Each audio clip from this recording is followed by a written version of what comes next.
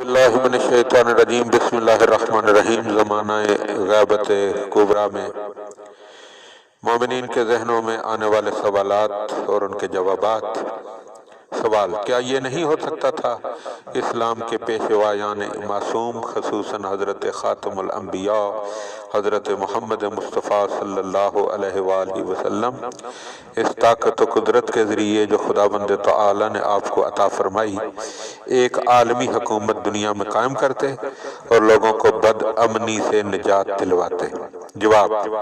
ٹھیک جس طرح ایک بچہ پہلے مدرسے میں، اس کے بعد اسکول اور پھر یونیورسٹی میں قدم رکھتا ہے اور اس کے لیے یہ ممکن نہیں کہ روز اول یونیورسٹی کے دقیق نصاب کو یاد کر لے،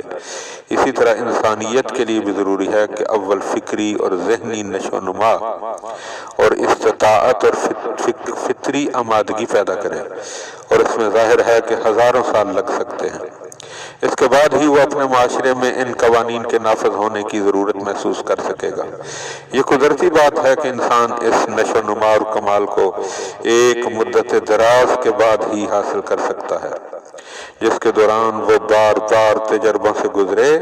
اور اس میں قوانین کے نفاذ کا شدید احساس پیدا ہو۔ بات یہ ہے کہ خداوند تعالی نے انسان کو حیوانات کے جیسا خلق نہیں کیا کہ وہ بے شعوری کی حالت میں مجبوراً اپنے فطری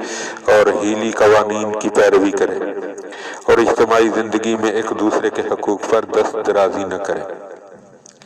انسانوں کو اللہ تعالیٰ نے فرشتوں کے جیسا بھی خلق نہیں فرمایا کہ شروع سے وہ ہوا و ہوس سے دور احکام الہی کے مطابق عمل کرتے رہیں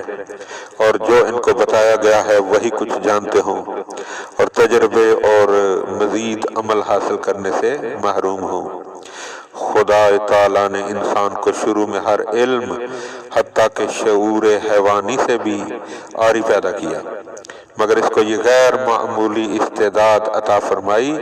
کہ وہ علم حاصل کر سکے، اجتماعی معاملات اور ریاستی قوانین کے حقائق کا ادراک کر سکے اور ان کو اپنے اختیار سے سلامتی نفس کے ساتھ بروئے کار لائے۔ فطری بات ہے کہ اس دوران اقتدار پرست اور مفاد پرست طبقے نے اس موقع کو غنیمت جانا اور لوگوں کی گردن پر سوار ہو گئے۔ چنانچہ جب تک لوگ مکمل طور سے فکری اور ذہنی نشو و نما پیدا نہیں کر لیتے، یہ ممکن نہیں ہے کہ دین کے باسعادت قوانین کو اپنے معاشرے میں نافذ کر سکیں اور مجرموں کو معاشرے پر حکومت کرنے سے باز رکھ سکیں۔ چنانچہ عالمی عادل حکومت کے لیے لازم ہے کہ فکری ارتقاء بھی ہوئی ہو اور خدا کی حاکمیت کو انسانی معاشرے نے قبول بھی کیا ہو۔ کبھی کسی جگہ دین نے کسی زبردستی اور جبراً کوئی عمل نہیں کروایا اور نہ کبھی ایسا کرے گا، اور ساتھ ساتھ آج بھی انسانی معاشرے میں ویسا کمال اور نشو و نما مکمل طور پر دکھائی نہیں دیتا۔ اسی لیے راہبری کی کل شرائط کے حامل ہو کر بھی پیشوایان دین واحد عالمی حکومت کرۂ ارض پر قائم نہیں کر پائے ہیں۔ اس کے لیے زمین نہ ان کے زمانے میں تیار تھی اور نہ آج تک تیار ہو سکی ہے۔ اللہم صلی علی محمد و آل محمد۔